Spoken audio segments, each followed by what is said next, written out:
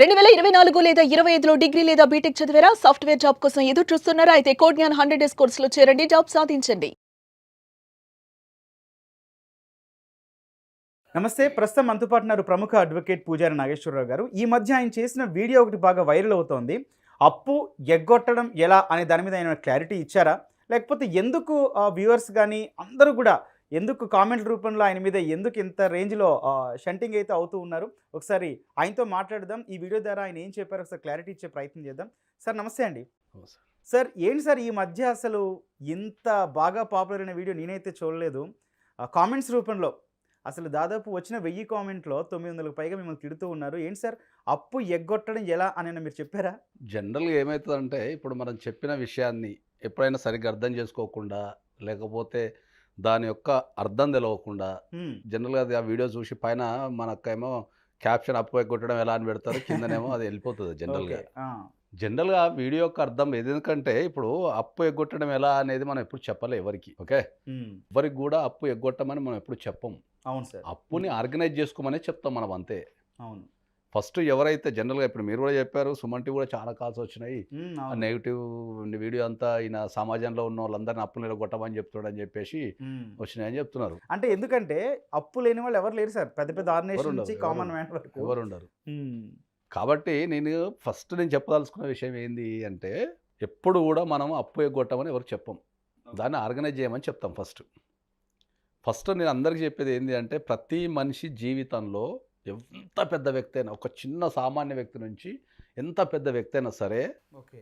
ఏదో ఒక దశలో ఎక్కడో ఒకప్పుడు కంపల్సరీ ఫైనాన్షియల్ డిఫికల్టీ అనేది ఏర్పడుతుంది. True. Top most business man తీసుకోండి, లేకపోతే ఇంకెవరైనా తీసుకోండి, ఏదో ఒక దశ వస్తుంది. ఇప్పుడు ప్రజెంట్ సిచ్యువేషన్ తీసుకుంటే పేటీఎం బ్యాంక్ ఉంది. ఇప్పుడు పేటీఎం పెట్టినోడు అతి సామాన్య వ్యక్తి. అతి సామాన్య వ్యక్తి, ఒక అత్యంత సాధారణ కుటుంబంలో పుట్టిన వ్యక్తి. ఇవాళ పేటీఎం అనేది మనకు దేశవ్యాప్తంగా పేరు పొందిన one of the top most popular bank. అట్లాంటి దానికి ఇప్పుడు ఒక ఇష్యూ వచ్చి రిజర్వ్ బ్యాంకు ఆపేయమని చెప్తున్నారు. అవును సార్. పేటీఎంని మీరు ట్రాన్సాక్షన్ చేయొద్దు మొత్తం బ్యాంకుకి అని చెప్తున్నది. సో అది కూడా ఒక ఫైనాన్షియల్ డిఫికల్టీయే కదా. హ్మ్. సో నేను అని చెప్పేది ఏంటి అంటే, ప్రతి వ్యక్తి జీవితంలో ఏదో ఒక దశలో ఎప్పుడొకప్పుడు ఒక ఫైనాన్షియల్ డిఫికల్టీ అనేది ఏర్పడుతుంది. యెస్. అది చదువుల కోసం కావచ్చు, కొంతమంది పిల్లల చదువు కోసం, వాళ్ళ బాగోగుల కోసం ఖర్చు పెట్టవచ్చు, లేకపోతే బిజినెస్ చేసి ఉండొచ్చు, బిజినెస్లో అవగాహన రాహిత్యం కావచ్చు, మార్కెట్ కాంపిటేటివ్ కావచ్చు, యెస్. హ్మ్. తర్వాత మనకు పెళ్ళి ఉంటే మన దగ్గర పెళ్ళి కానీ ఇంకా ఇతర విషయాలు కొద్దిగా గ్రాండ్గా చేస్తాం మనం అప్పులు చేసి. తర్వాత తీరుద్దాంలే శక్తి ఉంది కదా అనుకుంటాం. సో రకరకాల కారణాలతోని ప్రపంచంలో ఫస్ట్ అందరికీ అర్థం కాని విషయం ఏంటంటే, ఏ వ్యక్తి కూడా అప్పు కట్టద్దు అనుకోడు ఎప్పుడు కూడా. హ్మ్. అర్థమైందా?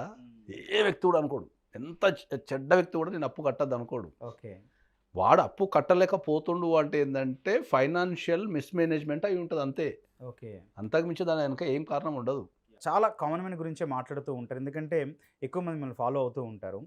సార్ మీరిచ్చే అడ్వైస్ ఏంటి సార్ ఈ అప్పు విషయంలో? ఎందుకంటే న్యూస్‌లో చూస్తే అప్పు తీర్చలేక ఆత్మహత్య అని చాలా చదువుతూ ఉంటాం, చూస్తూ ఉంటాం కదా!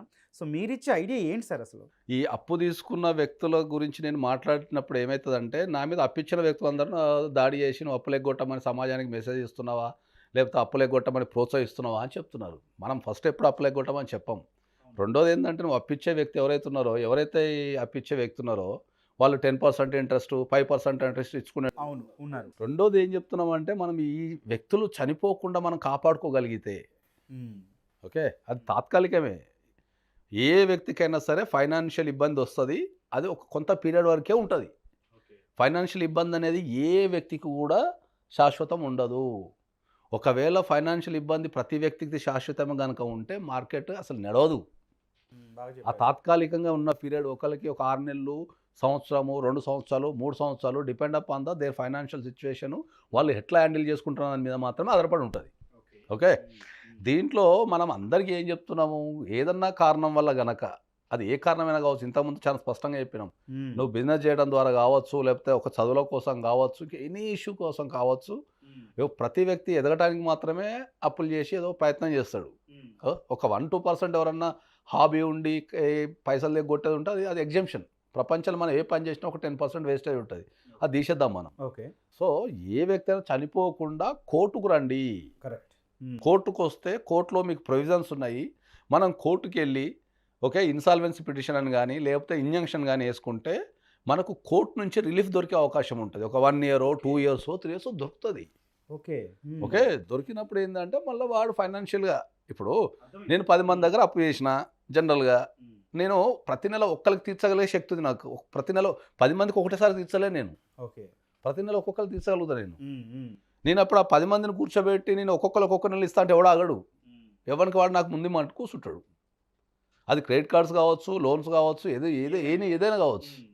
సో ఇంతమందికి ఒకటేసారి కట్టలేని పరిస్థితి ఉన్నప్పుడు దాన్ని ఆర్గనైజ్ చేస్తున్నాం అంతే కోర్టుకి వెళ్ళి. ఎంత మొత్తంలో అప్పు చేస్తే మీ దగ్గరికి వస్తే అంటే ఈ అమౌంట్ లిమిట్ అని ఏమైనా ఉందా? మీరు వాళ్ళని కోర్టు ద్వారా సేవ్ చేయడం కానీ ఇంత సర్టెన్ డ్యూరేషన్ లిమిటెడ్ ఇప్పుడు అదే ప్రాబ్లం. ఇప్పుడు నువ్వు అడుగు క్వశ్చన్లో కూడా ఏం అడుగుతున్నావు అంటే ఎంత మొత్తం అప్పు చేసి నీ దగ్గరకు వస్తే అంటే నువ్వు కూడా ఇండైరెక్ట్ ఏం చెప్తున్నావు, అప్పు చేసి నా దగ్గర బాగా చెప్తున్నావు నువ్వు కూడా. అలా వచ్చేవాళ్ళు అప్పుడు ఏదన్నా కారణం వల్ల అప్పుల పాలైతే అని చెప్పాలి మనం. ఎంత మొత్తం అప్పు చేసి మీ దగ్గరకు వస్తే అంటే ఇప్పుడు నేను ప్రోత్సహించినట్టు అవుతుంది. కాబట్టి అప్పు ఉన్న వాళ్ళు మిమ్మల్ని కన్సల్ట్ ఖచ్చితంగా అవుతారు. చాలా మంది చనిపోతున్నారు, పిల్లల్ని చంపేస్తున్నారు, తర్వాత కుటుంబాలని చంపేస్తున్నారు, లేకపోతే వాళ్ళు చచ్చిపోతున్నారు. అది ఎంత బాధాకరమైన విషయం. మనం ఆ వ్యక్తి బతుకుంటే మన జీవితకాలం తీర్చగలుగుతాడేమో కదా. ఎన్నో విషయాలు మనం నిత్య జీవితంలో ఎన్నో విషయాలు మనం చూస్తుంటాం. ఇప్పుడు నాకు తెలిసి మనకు టాలీవుడ్ చరిత్రలో పూరి జగన్నాథ్ డైరెక్టర్ ఉన్నారు. అవును సార్, సక్సెస్ఫుల్. ఆయన గురించి నేను పేపర్లలో టీవీలలో ఆయన కూడా స్వయంగా ఎన్నో సందర్భాలు చెప్పినట్టుంది. ఆయన ఒక పోకిరి హిట్ తర్వాత మొత్తం సర్వస్వం కోల్పోయి 100 కోట్ల దాకా కోల్పోయి, ఓకే 100 కోట్ల వరకు కోల్పోయి మళ్ళీ రెంటెడ్ హౌస్కి వచ్చి మళ్ళీ వాళ్ళకి ఉన్న ఏదైతే పెట్ అనిమల్స్ ఉంటాయి కదా వాటి కూడా తిండి పెట్టలేని స్థితిలో నుంచి మళ్ళీ ఇవాళ ఆయన ఒక సొంత ఇల్లు కట్టుకొని ఆయనకు నచ్చిన ఒక ఇల్లు కట్టుకొని ఇవాళ మళ్ళీ ఒక సక్సెస్ఫుల్ సినిమాలు తీయగలుగుతున్నాడు. నేను అమితాబ్ బచ్చన్ స్టోరీ కూడా విన్నా ఎక్కడో, సూపర్ స్టార్ ఇన్ ఇండియా. అవును, 1990లో అది మనకు కౌన్ బనేగా కరోడ్పతి స్టార్టింగ్ కంటే ముందు ఆయన 100 కోట్ల అప్పేమో ఉందని నిన్న నేను. ఓకే, ఆయన కూడా ఎక్కడో చెప్పిన సందర్భంలో 100 కోట్లు అంతా one of the top most super star ఒక 100 కోట్ల అప్పు ఉండి మళ్ళా ఒక ఆపర్చునిటీ క్రియేట్ చేసుకొని ఆ కేబీసీ ద్వారా మళ్ళీ ఒక ఆపర్చునిటీ క్రియేట్ చేసుకొని మళ్ళీ ఇవాళ ఆయన నెట్వర్త్ వచ్చేసి ఒక 3000 crores ఉన్నాయని చెప్పి మనం పేపర్లో వచ్చిన న్యూస్లే అవి. కాకపోతే ఆయన లాస్ అయిన మాట వాస్తవం ప్రపంచానికి తెలుసు. రైట్. సో ఇట్లాంటి ఆపర్చునిటీని మనం క్రియేట్ చేసుకోండి. తాత్కాలికంగా మీ మీద ఏదైతే ప్రెషర్ పడకుండా అప్పుల వాళ్ళు కానీ క్రెడిట్ కార్డు వాళ్ళు కానీ బ్యాంక్ లోన్స్ వాళ్ళు కానీ మీ మీద ప్రెషర్ పెట్టకుండా ఎట్ ఏ టైం కట్టమనకుండా మనం కోర్టుకు వెళ్ళి మనం పారిపోమని చెప్తాం లేదు, ఎవరిని పారిపోమని చెప్తాం లేదు, దొంగతనం చేయమని చెప్తాం లేదు, లేకపోతే ఇంకేం చెప్తాంలే. చట్టం నీకు ఇచ్చిన ఒక ప్రొవిజన్ ఉంది, నువ్వు ధైర్యంగా కోర్టుకు వెళ్ళి నిలబడి కోర్టులో నీ పరిస్థితి చెప్పుకొని అక్కడి నుంచి ఏదో ఒక ఆర్డర్ తెచ్చుకొని వీళ్ళని సమాధానపరచు, నేను కడతా, నాకు ఒక 1 year టైం, ఒక 2 years టైం, ఒక 3 years టైం, నేను ఖచ్చితంగా కడతా అని చెప్పమని చెప్తున్నాం మనం అందరికీ. ఎవ్వరికి కూడా మనం అప్పులు కట్టద్దు లేకపోతే ఎగ్గొట్టండి అని మనం ఎక్కడ చెప్తాం లేదు. ఒక బ్రేక్, ఒక ఫైనాన్షియల్ బ్రేక్ అంతే. ప్రతిదానికి ఇప్పుడు ఓవర్ పని చేసిన తర్వాత నువ్వు బ్రేక్ తీసుకోవా? ఇప్పుడు అంతే, బ్రేక్ అడుగుతున్నాం అంతే. We are asking the break, we are going to the court. అరే నాకు ఈ ఫైనాన్షియల్ ఇబ్బంది ఉంది, నేను ఇప్పుడు సర్దుబాటు చేయలేకపోతున్నా, నాకు ఒక 2 years ఒక 3 years టైం అని అడుగుతున్నాం అంతే. దానికి నేనేదో అప్పులు ఎగ్గొట్టమని ప్రపంచానికి చెప్పినట్టు లేకపోతే అప్పులందరూ ఎగ్గొట్టి నా దగ్గరకు వస్తే నేను కేసులు వేసినట్టు నేను అదే చెప్తున్నా. మీరు ఇంతమంది కామెంట్లు పెడుతున్నారు కదా, ఆత్మహత్య చేసుకుంటే కనీసం ఒక 500 మందిని నేను కాపాడినా. ఛాలెంజ్ కాస్తారు దీనిపైన. 500 కుటుంబాలని కాపాడినా నేను. 500 కుటుంబాలని కాపాడినా. మళ్ళీ వాళ్ళకి నేను ఫైనాన్షియల్ అడ్వైజ్ ఇచ్చిన, మళ్ళీ వాళ్ళు ఫైనాన్షియల్గా ఎట్లా సెట్ చేసుకోవాలనేది కూడా నేను రీడిజైన్ చేసి నాకు వీలైనంత సాయం కూడా చేసి ఇచ్చిన సందర్భాలు ఉన్నాయి. అరే ఇప్పుడు ఇదేవాడు పట్టించుకోడు. ఇప్పుడు నేనేం సమాజానికి ఏమి సభ్య సమాజానికి ఏమి అప్లై కొట్టి తిరగమని చెప్తానులే. చాలా బాగా, చాలా మంచి. నేను కూడా సమాజంలో ఉన్నా, నేను కూడా అప్పుడప్పుడు తెచ్చుకుంటా. ఫ్రెండ్స్ దగ్గర తెచ్చుకుంటాము, రిలేటివ్స్ దగ్గర తెచ్చుకుంటాము, బ్యాంక్ నుంచి తెచ్చుకుంటాము. ఎవ్వరు కూడా ఈ ప్రపంచంలో అందరూ అర్థం చేసుకోవాల్సిన విషయం ఏంటంటే భూమి మీద పుట్టిన ఏ వ్యక్తి కూడా అప్పెగొట్టాలనుకోడు. Right sir, thank you sir. Right, ఇది మొత్తంగా ఫైనాన్షియల్ డెఫిషియన్స్తో ఆర్థిక ఇబ్బందులతో కుటుంబాలే ప్రాణత్యాగాలు చేస్తున్న సిచ్యువేషను. అందులోంచి వచ్చిన బాధలోంచే భయపడకండి, ఆత్మహత్య చేసుకునేంత దాకా వెళ్ళకండి, చట్టం నుంచి ఒక రక్షణ కల్పించే ఒక అద్భుతమైన మార్గం ఉందని మాత్రమే నేను వివరణ ఇస్తున్నట్టు కూడా పూజారి నాగేశ్వరరావు గారు చెప్తున్నారు. Thank you.